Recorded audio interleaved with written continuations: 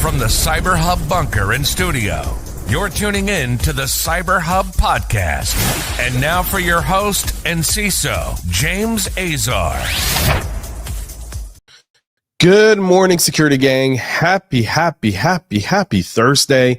I hope everyone's off today, right? I hope if you're watching or if you're tuning in, if you're listening after the fact, it's because you slept in and you got some much needed rest recovering from Christmas Eve and obviously Christmas Day. And for everyone who celebrated in yesterday, first candle of Hanukkah, happy Hanukkah, Merry post-Christmas to all of y'all.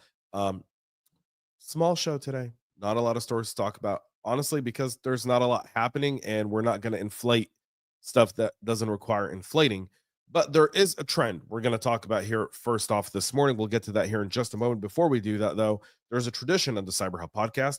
I always cheer with y'all, and typically you cheer for alcohol. But on this show, we cheer for coffee and, in some cases, tea. Coffee cup cheers, y'all. I've got a double espresso. So with that being said, the trend is the following. There seems to be a lot of different cyber attacks and events targeting the transportation industry. The first happened actually this morning. A cyber attack hit Japan Airlines. It delayed 20 domestic flights, but the carrier said it was able to stop the onslaught and restore its systems just hours later. There were no impact to flight safety, just flight operations and primarily domestic flight operation. They said the problem started Thursday morning when the company's network connecting internal and external systems began malfunctioning. The airline said it was able to identify the cause of the attack as an attack intended to overwhelm the network with massive transmissions of data, specifically meaning DDoS attacks. The attack didn't involve a virus or cause any data leaks. It did say that as of late morning, the cyber attack had delayed 24 domestic flights for more than 30 minutes due to the attack and the need to prepare for it. So a DDoS attack on there, obviously significant, has real world impact, right? When so many flights are delayed, air traffic control, airport landing slots, those become very, very significant, especially in smaller airports, simply because smaller airports don't operate like larger airports do.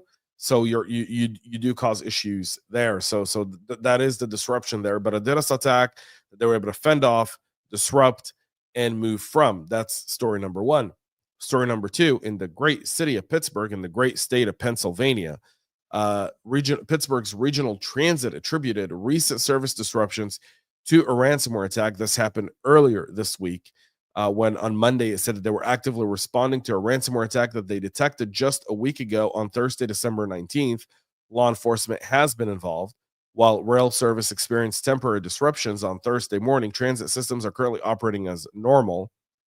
It said PRT are still examining whether data was stolen and pledged to provide the public with updates on the investigation. The agency has declined to answer questions as to what group was behind it, and no one's really claimed responsibility for it. And again, we see this over the last 5 years. The MTA in New York, BART in San Francisco, the London Transportation Agency, Toronto's Transit Commission, Santa Clarita Valley Transportation Authority, and the Southeastern Pennsylvania Transportation Authority all faced significant cyber attacks, as well as states and transportation agencies in Washington State, Massachusetts, Virginia, Kansas, and Missouri have all had that, and that's a trend. And that has real disruption, which may cause people to pay up, and that's why they're going after it. And again, transportation being part of critical infrastructure requires a new approach. On Tuesday morning, our Christmas Eve episode, I highlighted an episode of Mike Waltz, the congressman and incoming national security advisor to President Trump, as he talked about cybersecurity. You should go check that out if you haven't. It's about 3 minutes, and then I give about another 4 or 5 minutes into what that actually means when you kind of read between the lines of what National Security Advisor Walls says. But there's a lot to it, and the fact that he is speaking a specific language tells me, I don't know if we're going to see a decrease, but we're definitely going to see a change potentially in the cyber doctrine, which is welcome, because whatever we're doing now just is not working. So there's that.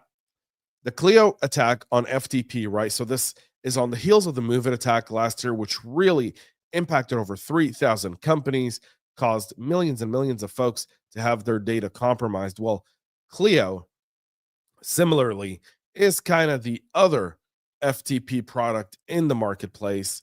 The Cl0p ransomware gang who are behind the Move It one. They were under a different name at the time, but still same group. And again, the because it's decentralized and cybercrime is significantly decentralized, the groups will have several affiliates that may be the same, and then different parts of that affiliate network being completely different. That's the case here. The ransomware gang has now published an announcement telling victims that they are being contacted and to provided access to a secret chat, as well as proof that data was stolen from their systems.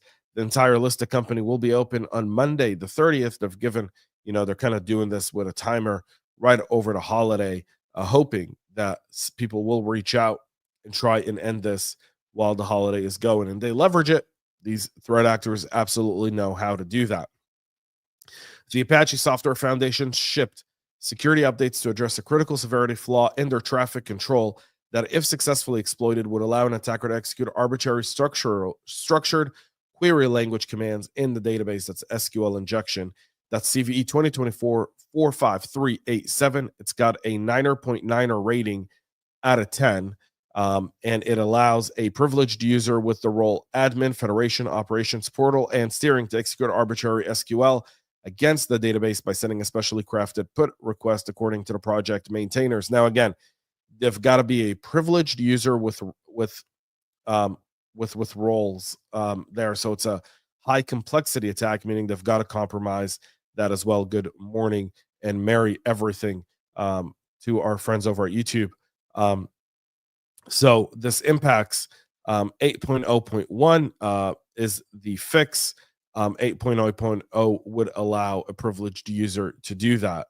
So the development comes as they resolved a authentication bypass flaw in the Apache HugeGraph server that we talked about earlier last week on the show. So you want to make sure you get that patched up. General Dynamics is saying that threat actors compromised dozens of employee benefit accounts after a successful phishing campaign targeted its personnel. And by the way, sometimes they'll do that. They'll target employees through phishing attacks that aren't designed to get into critical systems, maybe payroll benefits, stuff like that, in order to see just the response time, in order to see who clicked what, and get some information. So the unauthorized activity happened back in October after attackers had accessed and made changes to the employee benefits accounts through a login portal hosted by a third party. According to the company, the attackers ran a fraudulent advertising campaign that directed General Dynamics employees to a phishing site where they were deceived into entering their usernames and passwords. And again, this goes specifically to why cybersecurity is really part of business operations. Because how could you target General Dynamics employees in a fraudulent ad campaign? You geofence their offices. So you say anyone in this location should see this ad, and you can do that on Google, you can do that on LinkedIn, you can do that on Facebook, Instagram, TikTok, anywhere. You can geofence an area, put up an ad, and then send those people to a landing page where they would actually enter their information.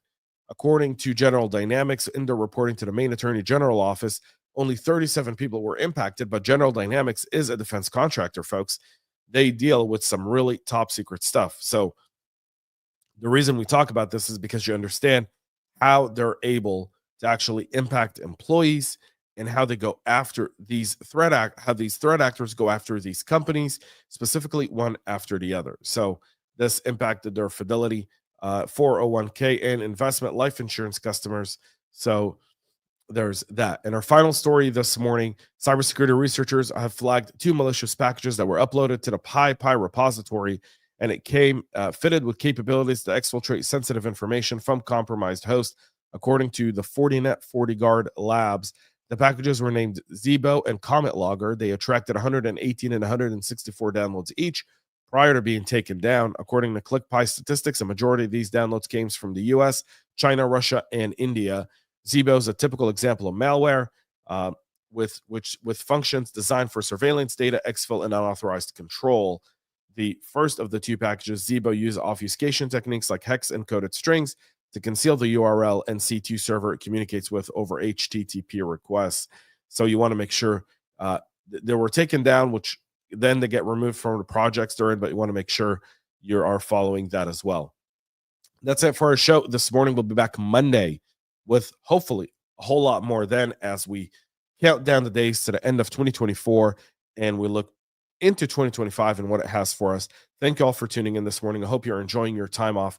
Keep enjoying it. Nothing crazy going on in the cyber world now, which is great. I'd rather do this all day long. Honestly, I'd rather do a 10-minute show. Be great. Be awesome. But unfortunately, I don't think that's anywhere near our future. Although hopeful as I may be, I think change will be slow to come through. That's it for the show. Until then, have a great rest of your day, y'all. And most importantly, stay cyber safe. We love feedback, so make sure to connect with us on social media and subscribe to our podcast on your favorite podcast listening platform.